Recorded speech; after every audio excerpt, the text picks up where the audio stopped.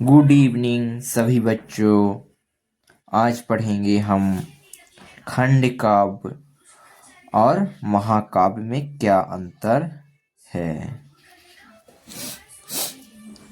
उत्तर में लिखेंगे उत्तर महाकाव्य खंड काव्य में अंतर। फिर पहला देखेंगे महाकाव्य और खंड काव्य। पहला महाकाव्य में संपूर्ण जीवन का चित्रण होता है, और जबकि खंड काव्य में संपूर्ण जीवन में किसी एक घटना का चित्रण होता है। दूसरा महाकाव्य में विस्तृत होता है। क्या महाकाव्य विस्तृत होता है, जबकि खंड काव्य संक्षिप्त होता है। और तीसरा है महाकाव्य की पात्रों की संख्या। महाकाव्य में पात्रों की संख्या अधिक होती है, जबकि खंड काव्य में पात्रों की संख्या कम होती है। चौथा है महाकाव्य में अनेक छंद का प्रयोग किया जाता है। महाकाव्य में अनेक छंद का प्रयोग किया जाता है, प्रयोग होता है। यानी महाकाव्य में अनेक छंदों का प्रयोग होता है, जबकि खंड काव्य में एक ही छंदों का प्रयोग होता है।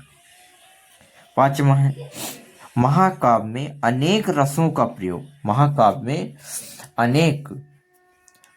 में अनेक रसों का प्रयोग होता है, जबकि खंड काव्य में संपेक्ष कम रसों का प्रयोग होता है।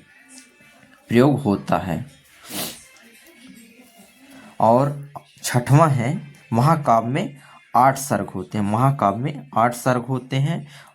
जबकि खंड काव्य में 1 या 2 सर्ग होते हैं। सातवां है इसको पढ़ने में महाकाव्य को पढ़ने में अधिक समय लगता है। जबकि खंड काव्य को पढ़ने में कम समय लगता है। उदाहरण के लिए बता दिया जाए। उदाहरण में कामायनी, जब इसका लेखक है जयशंकर प्रसाद। फिर दूसरा है रामचरितमानस, गोस्वामी तुलसीदास द्वारा लिखा गया है। और खंड काव्य में उदाहरण पंचवटी मैथिली शरण गुप्त द्वारा लिखा गया है। और कुरुक्षेत्र रामधनी सिंह दिनकर द्वारा लिखा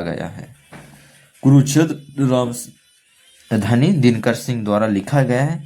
फिर अगले में हम अंतर पढ़ेंगे जीवन और आत्मकथा की। थैंक यू बच्चों। वीडियो लगे तो आपको लाइक करें, सब्सक्राइब करें और कमेंट करें।